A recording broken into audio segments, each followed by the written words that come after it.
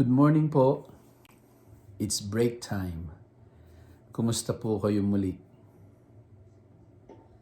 Dasal po muna tayo. Sa ngalan ng Ama at ng Anak at ng Espiritu Santo. Amen. Mapagmahal naming Ama, Ikaw na simula at hantungan ng aming buhay. Lubos ang aming papurit pasasalamat sa walang hanggang pag-ibig na sa iyo'y aming nadaramat sapagkat iyong patuloy na ipinadarama sa pamamagitan ng pagsusugo mo sa iyong anak na si Jesus na aming Panginoon at tagapagligtas. Gayon din sa pagsusugo mo ng Espiritong Banal upang kami makatugon sa kabanalang iyong hinihingi. Maraming salamat po sa pananampalatayang kaloob sapagkat ang pananampalatayang ito ang nagbukas sa amin upang kami tunay na makipag-ugnayan sa iyo. Huwag mo nawang itulot na kaming lahat, kaming mga nananampalataya sa iyo, ay maging hadlang para sa mga kapatid namin na walang kakayanan at nahihirapang makakilala, makaibig at makapaglingkod sa iyo. Tulungan namin ang aming mga kapatid upang tunay naming magampanan ang aming tinakda mong gampanin sa buhay na mahalin ka ng buong lakas, buong pag-iisip, buong puso at buong kaluluwa at mahalin ang aming kapwa gaya ng pagmamahal namin sa aming sarili. Ito'y samot dalangin namin sa ngalan ni Jesus na aming Panginoon at iyong anak, kasama mo ng Espiritu Santo, Diyos magpakailanman. Amen. Sa ngalan ng Ama at ng Anak at ng Espiritu Santo. Amen. Ngayon po ay December 6, 2021. At ang mabuting balita po natin para sa araw na ito ay mula kay Luke chapter 5, verses 17 to 26. At sinasabi pong minsan, habang si Jesus ay nagtuturo, may mga Pariseo at mga tagapagturo ng kautusan na nakaupo doon. Sila'y galing sa bawat bayan ng Galilea at Judea at sa Jerusalem. Taglay ni Jesus ang kapangyarihan ng Panginoon upang siya'y magpagaling ng mga may sakit. Dumating ang ilang lalaking may dalang isang paralitiko na nakaratay sa higaan. Sinikap nilang makapasok sa bahay upang mailagay ang may sakit sa harapan ni Jesus. Ngunit wala silang madaanan dahil sa dami ng tao. Kaya't umakyat sila sa bubungan, binakbak ito at ibinaba sa harapan ni Jesus ang paralitikong nasa higaan. Na makita ni Jesus ang kanilang pananampalataya, sinabi niya sa paralitiko, "Kaibigan, pinapatawad na ang iyong mga kasalanan." Pagkarinig nito ay nag-usap-usap ang mga tagapagturo ng kautusan at mga Pariseo. Sino itong nagsasalita ng kalapastanganan sa Diyos? Hindi ba't Diyos lamang ang makakapagpatawad ng mga kasalanan? Palibhasa ay alam ni Jesus ang kanilang pag-uusap. Sinabi niya sa kanila, "Bakit kayo nag-iisip ng ganyan? Alin ba ang mas madaling sabihin? Pinapatawad na ang iyong mga kasalanan o tumayo ka at lumakad. Ngunit upang malaman ninyo na ang anak ng tao ay may kapangyarihang magpatawad ng mga kasalanan dito sa lupa, sinabi niya sa paralitiko, tumayo ka, buhatin mo ang iyong higaan at umuwi ka na. Agad namang tumayo ang lalaki at sa harap ng lahat ay binuhat niya ang kanyang higaan at umuwing nagpupuri sa Diyos. Nang gilalas ang mga naroroon at nagpuri sila sa Diyos. Sa pagkamangha ay sinabi nila, nakakita tayo ngayon ng mga kahangahangang bagay. Ngayon po ay Lunes, sa ikalawang linggo ng Adbyento.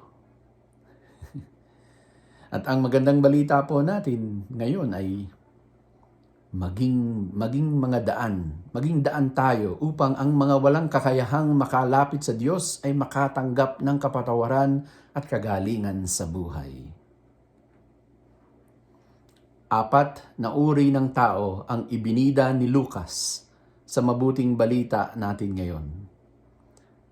Ang paralitiko na nakaratay sa banig, ang kanyang mga kaibigan, ang mga Pariseo at tagapagturo ng kautusan, at ang maraming tao na tawagan nating madlang people. Ang 4 na mga taong ito ay may iba't ibang ginampanang papel sa harap ni Jesus. Narinig natin na nang si Jesus ay nasa loob ng isang bahay at siya ay nagtuturo, naroroon ang mga Pariseo at tagapagturo ng kautusan. Obviously, hindi para matuto, kundi mag-espiya. Sila ang mga primera kontrabida. Primera kontrabida. Naroon din ang madlang people, ang mga sekundarya kontrabida. Higit sa malamang, naroon ang madlang people sa dalawang bagay bilang mga tagapakinig. Nakikinig dahil ususero, gusto mag-usyoso, gusto makabalita, hindi kailangan mahuli sa mga nangyayari. At bilang mga fans na nag-aabang ng giveaways, gaya ng libreng pagkain, at kung sinuswerte ng kagalingan ng kanilang karamdaman. Pero may dumating isang grupo ng magkakaibigan, bitbit ang isa nilang kaibigan na paralitiko. Gusto nilang makaharap si Jesus, makalapit upang ang kanilang kaibigang paralitiko ay makapakinig at makatanggap din ng kagalingan mula kay Jesus. Meron silang objective, meron silang pangangailangan ng paralitiko nilang kasama. Kaso mo, yung madlang people, yung sekundarya kontrabida, walang paki. Hindi tuminag sa kanilang pwesto. Sorry na lang kayo. Nauna kami. First come, first serve. Better luck next time. Para sa inyo na pahuli-huli. Pero batid ng magkakaibigan, ang pangangailangan ng kanilang kaibigang paralitiko at tanging si Jesus lamang ang makapagbibigay nito. Ito ang kanilang pananampalataya. Kaya naman, ginamit ang diskarte sa buhay. Iniakyat nila sa bubungan ang kanilang kaibigan at nang makaakyat, sinira nila ang bubong upang mabuksan ito. At mula sa itaas, ibinaba nila ang kanilang kaibigan hanggang sa pinakaharapan Jesus, pang VIP. At dito, nagmasid at kumilos ang grasya ng Diyos. Natunghayan ni Jesus ang pananampalataya ng magkakaibigan at nangusap patungkol sa paralitiko, pero para din sa ikakapakinig ng lahat. Ang sabi niya, "Kaibigan, pinatatawad na ang iyong mga kasalanan." Kaibigan, pinapatawad na ang iyong kasalanan. Kaibigan, pinapatawad na ang iyong mga kasalanan. Pasok, mga primero kontrabida. Nainsulto. Nainsulto sila sa narinig na sinabi ni Jesus. OMG! What? Isang kalapastanganan. Sino itong nagsasalita ng kalapastanganan sa Diyos? Hindi ba Diyos lamang ang makakapagpatawad ng mga kasalanan? Anong kala niya sa sarili niya? Diyos? Yan. Yan ang nagsusumigaw, no? Na objection ng mga matatalino. Ang primero kontrabida. Ang madlang people, yung mga sekundaryo kontrabida, lalong nagsiksikan. Nagtaasan ng ulo. Nais malamang maigi ang mga nangyayari. Wala silang sinabi pero nagtaasan din ang kanilang mga kilay. Ha? Posible ba yon? Kami din sana. Mapansin ni Jesus sa loob-loob nila. Pero sumagot si Jesus kasi batid niya ang hugot ng mga kontrabida. Sabi niya, bakit kayo nag-iisip ng ganyan? Alin ba ang mas madaling gawin, madaling sabihin? Pinapatawad na ang iyong mga kasalanan o tumayo ka at lumakad? Ngunit upang malaman ninyo na ang anak ng tao ay may kapangyarihang magpatawad ng mga kasalanan dito sa lupa, sinabi niya sa paralitiko, tumayo ka at buhatin mo ang iyong higaan at umuwi ka na. At nangyari na nga ang climax, no? Ang climax ng kwento. Tumayo ang lalaki na kanina lang ay isang paralitiko, nakahiga, nakaratay sa banig ng karamdaman, at sa harap ng lahat ay binuhat niya ang kanyang higaan at umuwing nagpupuri sa Diyos. Ang madlang people nang gilalas at nagpuri sa Diyos sa pagkamangha ay sinabi nila, nakakita tayo ngayon ng mga kahangahangang bagay. I-post na yan. I-tweet na yan. Ang mga primero kontrabida nang gagalaiti ang kanilang mga ego. Kasi, bakit ganun si Jesus? Bakit hindi tayo ganun?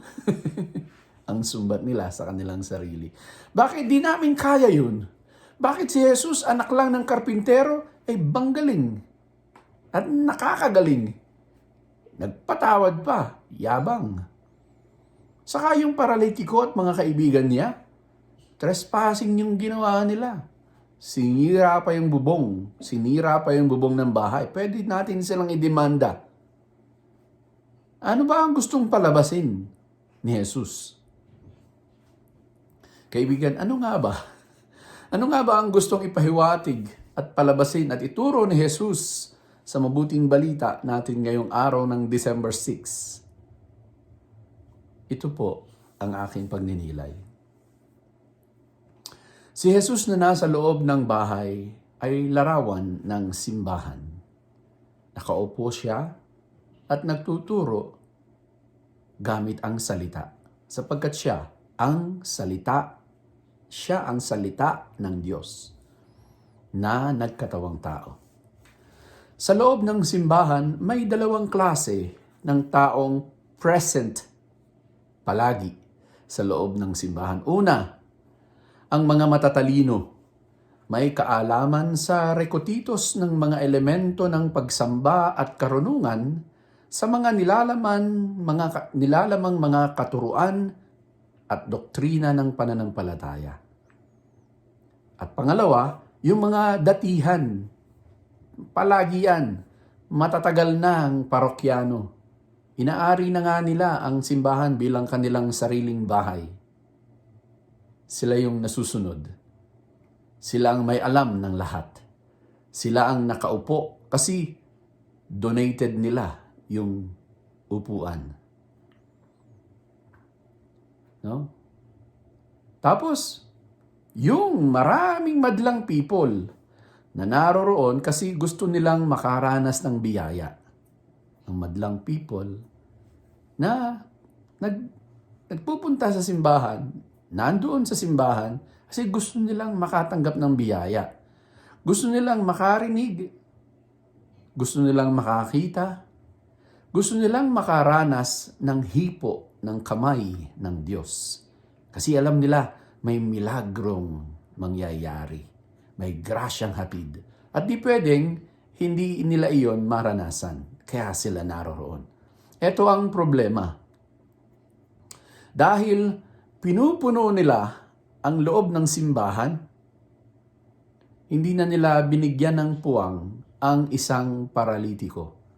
Ang ibig sabihin, yung mga walang kakayahang pisikal at espiritual na makapasok at makalapit sa Diyos. In short, mga walang paki-alam. Wala silang pakialam. Mas importante sa kanila ang kanilang sarili. Bahala kayo sa buhay nyo. Ito ang malinaw nilang saloobin, kahit pa hindi nila ito binibigyan ng boses. Ngayon, eto naman ang tunay na mga nananampalataya. Umaksyon, papalapit kay Jesus, kahit pa imposible dahil sa mga humahadlang at animoy mga malalaking bato at bundok na hindi matinag sa kinatitindigan. Lumapit sila kay Jesus at hindi iniwanan ang paralitiko. Kasi kaibigan nila ito. Mayroon silang pakialam. Mayroon silang malasakit. Kasi nga, kaibigan ang turing nila kahit pa siya ay isang paralitiko. May tuturing na walang silbi. Kaibigan, pakaingatan po natin ang pananampalatayang ating tinanggap. Kasi sa kwento, lahat sila ay may pananampalataya. Pero ang totoong pananampalataya ay kinakailangan nating pakaingatang maigi. Tandaan po natin na ang pananampalatayang mayroon tayo ngayon ay mula sa Diyos at nakatuon palagi dapat sa pagsamba at pagbibigay papuri sa Diyos at hindi para sa ikapupuri ng sarili natin. Ang tunay na pananampalataya ay nakapokus sa Diyos sa pamamagitan ni Kristo Jesus. At hindi kailanman nakapokus dapat sa ating sariling pangangailangan. Ito lagi ito yung hindi magandang bahagi na nakapokus lagi tayo sa ating mga pangangailangan sa buhay. Lumalapit tayo sa Diyos dahil kailangan ko hindi ang Diyos, kundi yung mga bagay na kailangan ko sa buhay ko. At alam ko, makukuha ko yun sa Diyos. Ito lang ang motibasyon ng paglapit sa Diyos. Kaibigan, huwag nawang maging motibasyon natin sa buhay ang ating mga pangangailangan sa paglapit natin sa Diyos. Kasi kung ito lang ang motibasyon natin ng paglapit natin sa Diyos, baka mabigo tayo. Kundi, ang dapat na maging motibasyon natin na paglapit sa Diyos ay ang kilalanin, mahalin, at paglingkuran ng Diyos. Una sa lahat, at paglingkuran ang ating kapwa, lalo na ang mga higit na mga nangangailangan. In short, Diyos at kapwa muna bago ang pansariling kapakanan. Kasi sa totoo lang, hindi ba't ang Diyos ang simula at hantungan ng buhay? Kung gayon, kung sa pananampalataya, nakapokus lagi tayo sa Diyos at sa pagtugon sa pangangailangan ng ating kapwa, ay ibibigay ng Diyos ang mga kinakailangan nating mga grasya ng kakayahan at mga bagay upang ipaglingkod sa ating kapwa at sa Diyos. Bibigyan niya tayo ng kakayanan at kakayahan at kayamanan para makapaglingkod sa ating kapwa at sa Diyos. Kaibigan, ganito po ang tunay na simbahan ni Jesus. Ipinadirinig ni Jesus sa mabuting balita natin ngayon na piliin nating maging kagaya ng magkakaibigang tunay na nananampalataya at iwaksi ang kaisipan ng dalawang kontrabida. Tandaan natin, pag-ibig at kapatawaran ang handog ni Jesus. Matatamasa lamang natin ito sa pamamagitan ng pananampalatayang handang gawin ang lahat maihatid.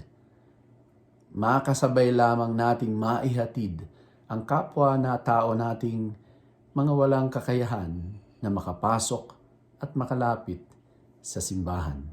Dahil sa simbahan, naroroon si Jesus. Ang daan, ang katotohanan at ang buhay. Pagpalain nawa tayo ng Diyos, ipagadya sa lahat ng masama at ihatid sa buhay na walang hanggan. Amen. Peace.